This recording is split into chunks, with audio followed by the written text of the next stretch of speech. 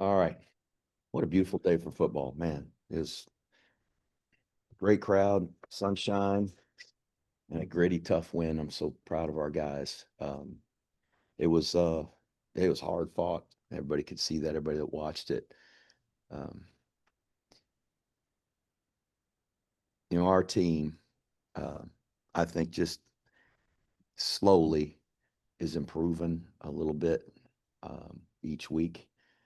And it's I think when you win a game like that, after having some of the setbacks we have uh, to start the season and tough loss a couple weeks ago at Tulane, just to continue to see our guys um, be able to win games like that and to tough it out and to get yards when we needed it, get stops when we needed it, just showing some maturity and leadership from within, and I'm really proud of them for that. So it was a great win. I think Casey Keeler's an outstanding coach. Temple's got a good football team, and they're going to get even better. They're doing a great job with that team, and we're fortunate to win. Very proud and very happy to win the football game and to kind of just feel like we beat a good football team and had to gut it out to do so. Ken, start us off. Coach, congratulations. Ken Kreitzer, Canvas Media. It seemed that your defense holding Temple to the 2 field goals was a key. And then, we talked a little bit with Andy Thomas in the third quarter, the 3rd and 5 play, holding Temple to actually getting a 1 yard loss at the Army 12, forcing a field goal attempt, which they made, but kept you in the lead. How did you feel the defense did in those red zone situations?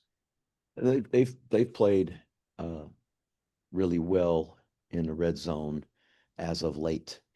We struggled with that early in the year, but I think we've improved in that area, Ken, and um, I think we're playing better when the ball gets down there.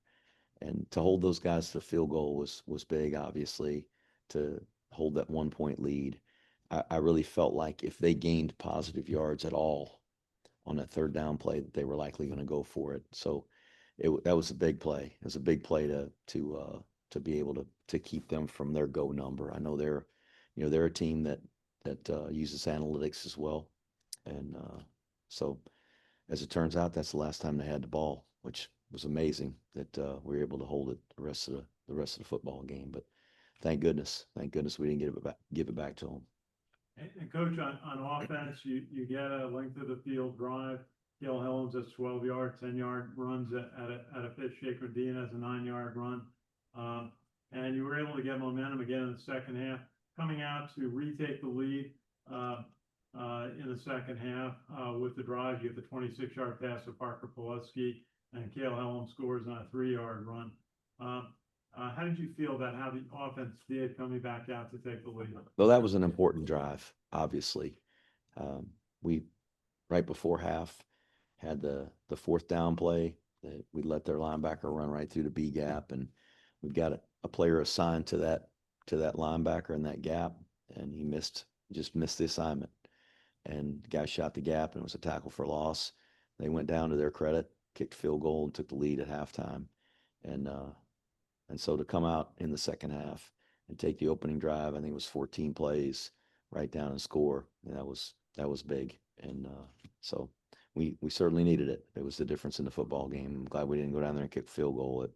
It was hard to gain yards. We were talking about running the ball effectively, but I looked at the stats here just before I sat down, and we averaged less than 4 yards per rush. So it wasn't like we were getting big plays and big chunks. They were hard fought yards. Now, last drive, what were the keys on making the 4th and 1 at the Temple 35 and the 3rd and 2 Jacob and Dina converts so that you're able to hold on to the ball until the very end? Any standouts on the offensive line that consistent thought? I think the entire offensive line. It's the offensive line. It's the tight ends, the running backs. Um, Everybody is just trying to move big bodies uh, in a direction they don't want to go. That's hard to do. And the offensive line did that. We did it 4 times, or 3 times out of the 4 in the second half. The one was the pass to Parker, and that was a really nice play. Good play call by Coach Worley. But it's just being gritty and trying to get those hard yards, and we had to do that a few times. Thank you. Thanks, Ken. Sal? Coach, I know one of your filed a plan, and when you have time of possession 37 to 23 today, I know Temple was a time of possession team. I know that last drive took up 10 minutes, but how it seems like the team followed the plan today. Is that what you see? You know, I don't know that time of possession. Mike Martz was the offensive coordinator at Arizona State, and I was a GA for him in 1991. And he told me the most overrated stat in football is time of possession. He said, it doesn't matter if you score in 1 play or it takes you 21 plays, it all counts the same. Maybe that's true. But the way we play to keep the ball away from other teams and not allow them to possess the ball, I think helps us play complementary football. It's who we are. Now, we don't have anything in our plan where we say we want to win the time of possession battle. That's not something that we emphasize, but I think just the nature of the way we play, we're able to control the clock, control the game on offense by controlling the clock. So it certainly was key in that last drive. Like you said, holding that thing for the last 9 minutes and 53 seconds, it's hard to do. Would you see this as a statement win or a signature win for you guys, or the way you guys did it, the way the fourth quarter played out, and the way you were able to run out the clock? Oh, Sal, we don't have any statements to make. I mean, we're just trying to win a football game. Our guys just gutting it out and trying to be tough, and that's a well-coached team and a tough football team in Temple, and so felt very fortunate to win. As I said when I opened up, I think just teams growing, and I think the leadership within the locker room is showing up, and I'm just happy with the way that they're maturing and improving. And we still made a lot of mistakes, and maybe that's I don't know, a positive in that we were able to find a way to win a really tough football game and made some errors, and we overcame it. But as we continue, we're not going to be able to make those same mistakes and keep getting away with it. Play with fire when you do that. But that was just a good, tough win by our guys. Seth? Coach, congrats on the win. I got to the stadium thinking this guy Evan Simon, the quarterback, might have a really good game, and he threw for a lot of passes, had a lot of completions, but not a lot of deep plays. Seemed that you guys knew what you were doing going into the game. What was the strategy with him, and do you think it worked? Obviously, it did. Well, that's not their deal. They're not a big take a shot team, and they've hit some long passes, but then they hit that post route before halftime right in front of our free safety. We're in cover 3, and we work hard to try to keep the ball in front of us, not give up big plays. They hit the tight end down the middle in the third quarter, and so they hit some chunk plays. But their deal is to, I really like what they do on offense. I think their offensive coordinator does a tremendous job. He was at Montana State, and they were super productive and really good on offense. And he's got a lot of experience with that offense that they ran, and he's implemented those pieces as well as some others that they've kind of meshed, and really good quarterback run game. And what was most impressive about their offense, in my opinion, going into the game, is that they have 2 turnovers on the entire season. They fumbled it once, they've lost 1 fumble, and they threw 1 interception the entire season. I mean, I'm envious of that. If we had that, our record would be a lot different. And so I give them credit. They play their brand of football, very complimentary football, and that I wasn't shocked that they didn't come out and throwing chunk plays on us. That's not their deal. But our defense they've just found a way. They just found a way to keep it in front of them enough. We gave up some third downs, and they were doing a really good job with sprint pass over there and throwing it in the flat. They hit us on that 2 or 3 times when they needed it. But they didn't hit any big ones over the top, and we kept them out of the end zone, and the field goals don't add up as quickly. No turnovers for Army. None again, which that's, that we've got to play that way. If we had a single turnover today, we might not have won a football game. 6 possessions for each team. That's, I don't know. That's as low as I remember. Maybe since we played Air Force in 2017. I think we had 5 possessions and maybe 6 possessions, and one of them we were taking a knee at the end of the game for 2 plays. So, and that's, they play the same way, and ball control. I said the Cal was like a chess match a little bit. Did you feel that? It was. Paul Johnson always used to say the best way to win a game is not to lose it. And so sometimes you just got to play and be smart. And I think KC does that. He's a veteran coach, and that guy's won national championships, 2 different schools. And he's got, in his first year at Temple, them on the cusp of a bowl game. So he knows what he's doing, and probably very similar philosophy to us. Thank you. Thanks, Seth. Go ahead, John. Coach, we lost generality there. Could you tell us a little bit about how he's doing? And second off, Bartosh comes in and you don't miss a beat, it just keeps going. So talk about that. Well, first, Braden, he's a tough kid and a good football player, and I'm particularly proud of his improvement over the course of his career here. He's really gotten to be a much better football player. As a sophomore, just 2 years ago, we couldn't have put him in a ball game. He wasn't ready, but he could play and be a starter for us now. He's just those other guys are, they've got more experience. They're a little bit better, but he did a really good job. And as for Generali, he's had, I don't know, probably 3 or 4 times in the last 5 weeks where he's gone out of a game with an injury, and he's just tough as hell, and he keeps coming back, and he'll come back from this one. He'll be fine. I'm not sure if he could have played by the end of the game, but I saw him in the locker room, and it's same old deal. He's hurting, but he'll come back around. Thank you. Thank you. We'll go to Zoom. Joe Iacano, go ahead. Coach Monken, congratulations on the win.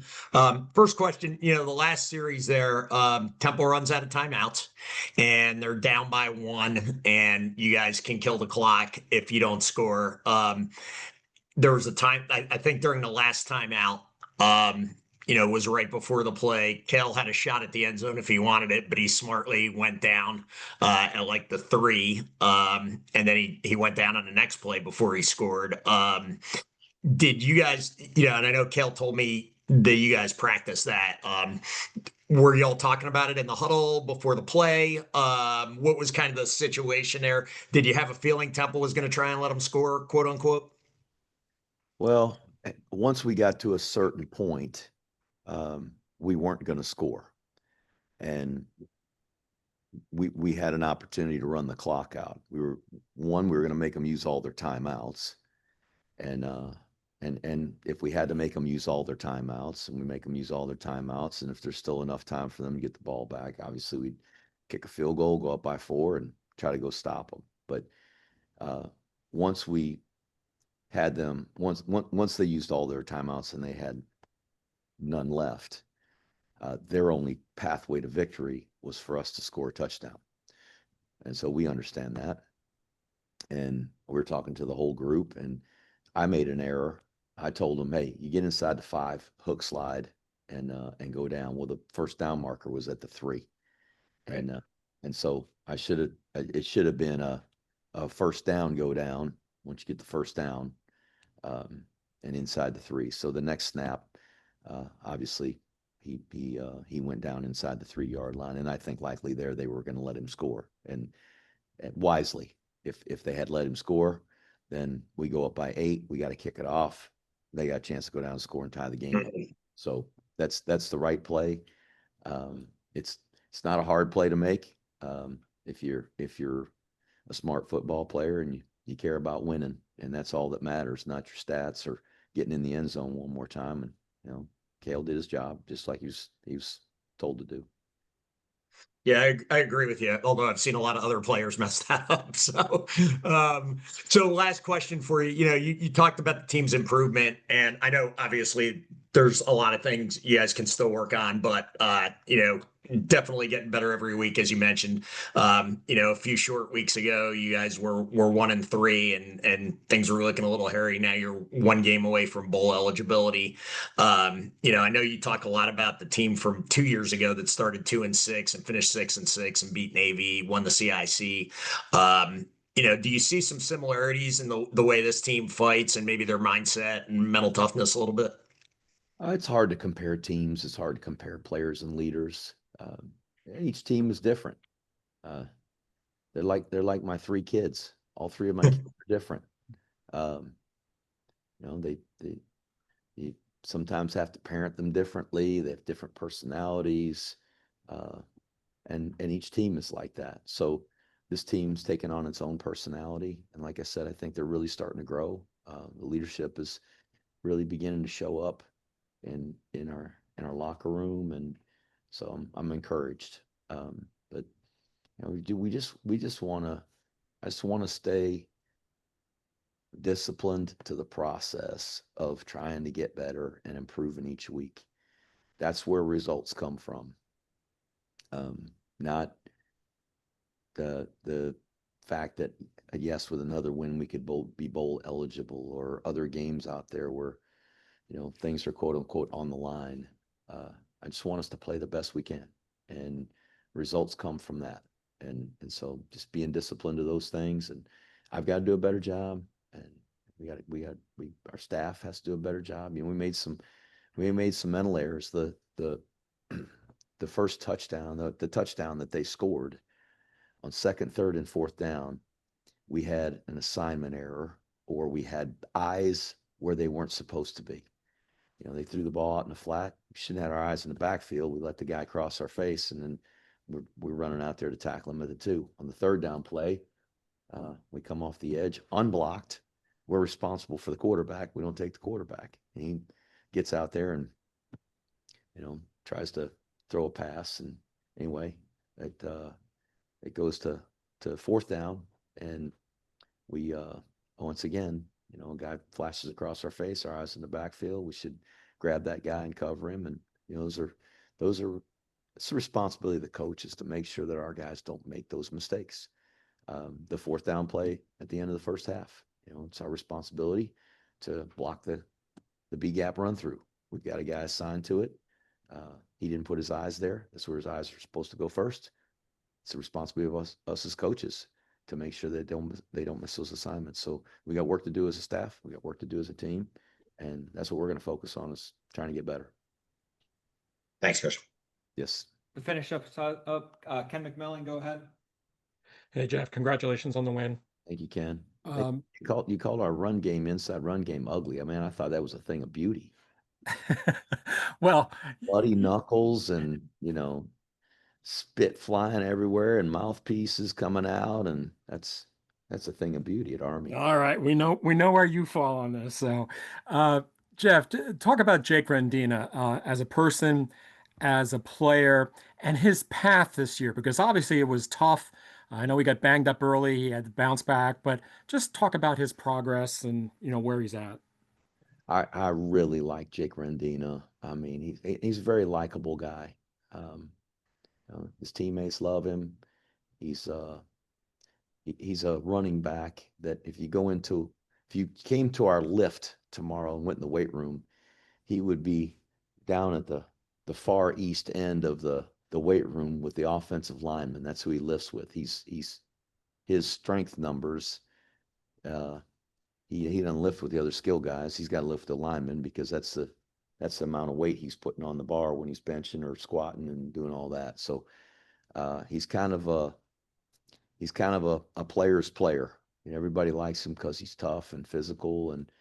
And today we really called on him to be a ball carrier, and he's a good ball carrier.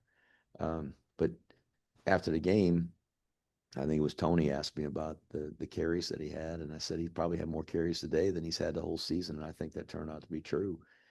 But he did a good job. He got some really tough yards, and when he got hit, he kept moving the pile and pushing people forward, and a really powerful kid. And he did a really good job on the follow plays where Caleb was carrying the football, and that's really been what he's been best at. But I was proud to see him get in there and get those tough yards. He's just a powerful, strong player, and is great to see him, do something other than just put his face on somebody and block them. He was able to do that with the football.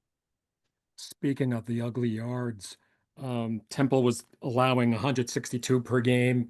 They gave up 50% more today, 224 yards by you guys.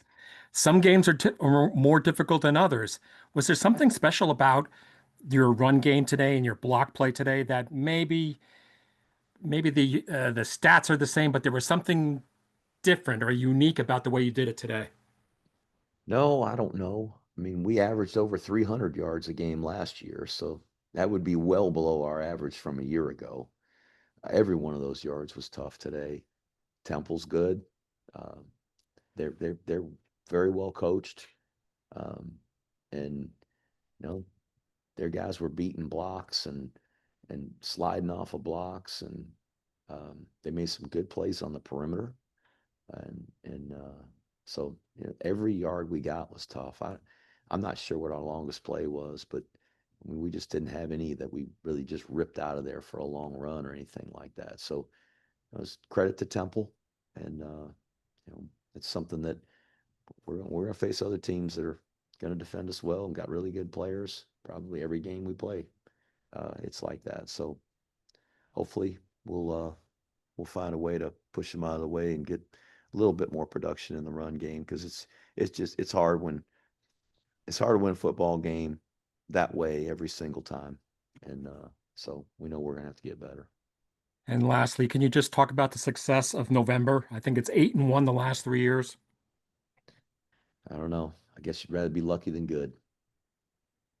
Thanks, everybody.